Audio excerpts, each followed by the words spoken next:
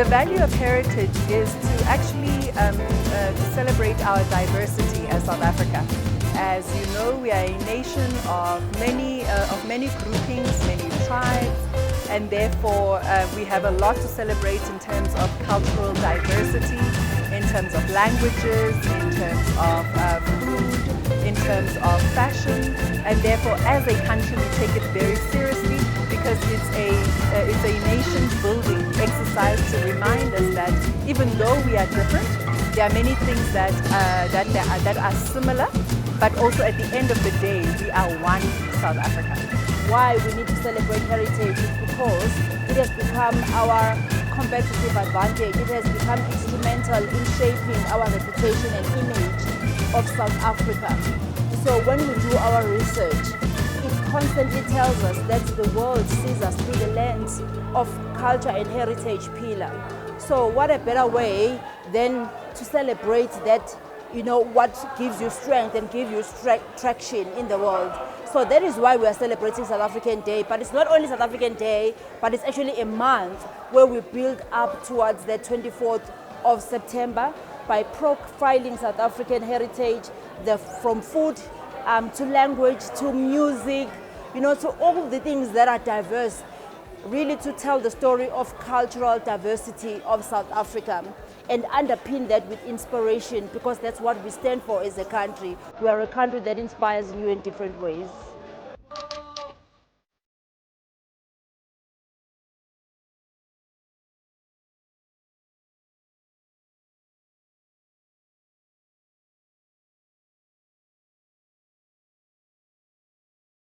During the South Africa's darkest hours, Ethiopia opened its arms, offering refuge and training at Kolfe Military and Police Academy to our freedom fighters, including President Mandela, whose vision of a free South Africa became our nation's triumph. Today, that historic site at Kolfe stands as a beacon of our shared heritage, a site we pledge to restore and transform into a destination for reflection and tourism, a monument to our unyielding partnership with Ethiopia. And we will do that. We echo that message today. We remember his vision and the guidance of leaders like Archbishop Desmond Tutu, who reminded us that reconciliation and respect are essential building blocks of our democracy. We also celebrate the cultural icons who have carried our heritage into the global spotlight, individuals like Dr. Esther Mahlangu, whose art has turned traditional Ndebele design into a symbol of South African creativity and pride on the world stage. We need to be very proud of our indigenous knowledge, and we need to learn how we are going to package that knowledge and then export it to the rest of the world, but own it ourselves. But firstly, in Africa, there are so many similarities, and if we can look at our indigenous knowledge that is similar, we can find a way in how we can export that to the rest of the world.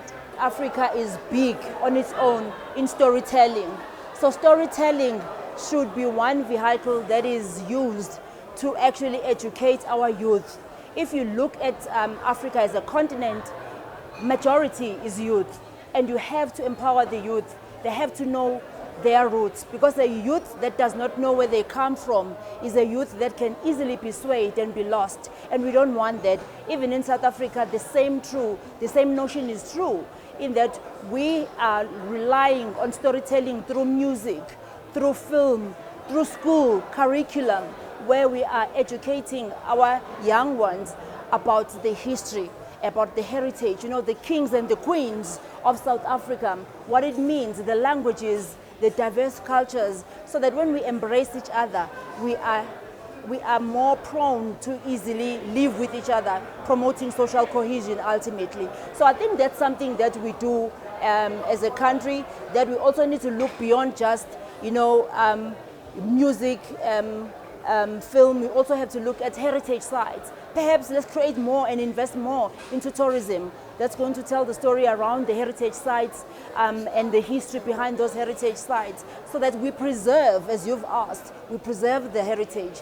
And if we do preserve the heritage, we become a nation that is anchored on values and proper characters. Because if we do not have a character and we don't have values, we won't know what we stand for. And that's a huge risk to any nation.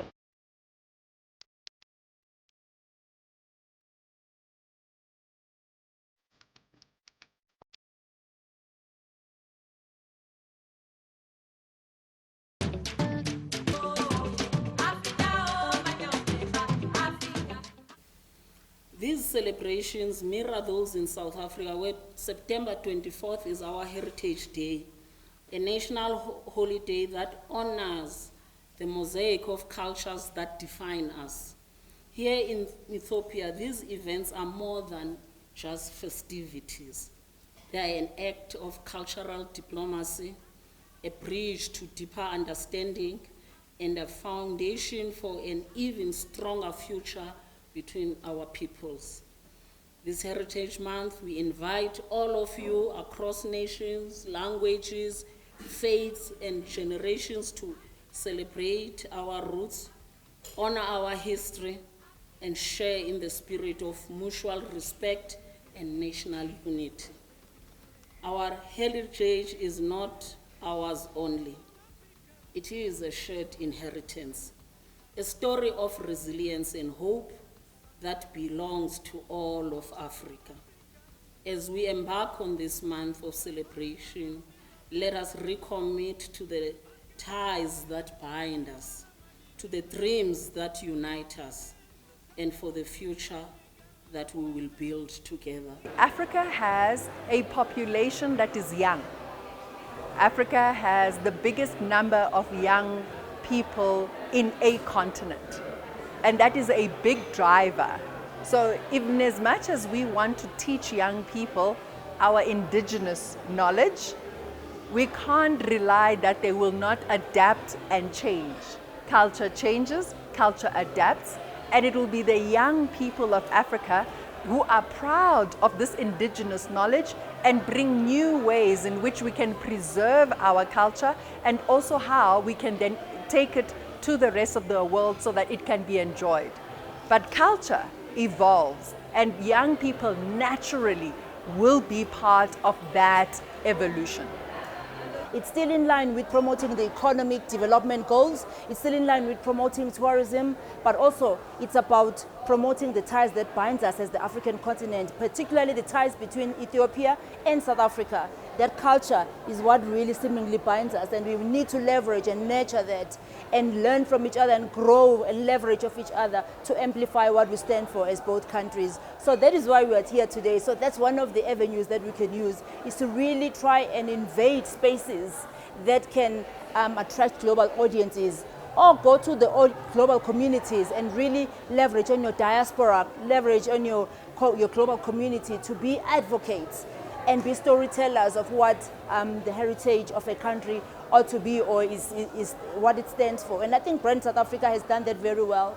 That's one of the things that we do when we are going to other countries. We always make sure that there's a business roundtable, but there's also something, a sense of heritage, because the soft power is very powerful in mellowing down and really penetrating spaces. Sometimes they are very difficult to penetrate because you can't always use hard power to talk to investors, for instance. You have to use the soft power, and then once they understand the music and the culture, doing business becomes naturally, visiting the country becomes naturally.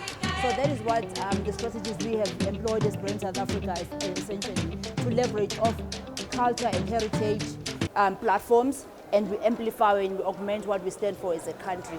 To preserve African heritage starts with education. So if we can spend a lot of our time actually teaching our young people the value of our traditions, the value of our culture, if we can spend a lot of time doing that, that becomes the inheritance that we have. It becomes our heritage, something that we are proud to have, and therefore will be proud to preserve. But a culture can only be preserved through teachings. So those that are old must really teach the young, and those that are young will have innovative ideas of how to preserve, and in so doing, hand it over to the next generation.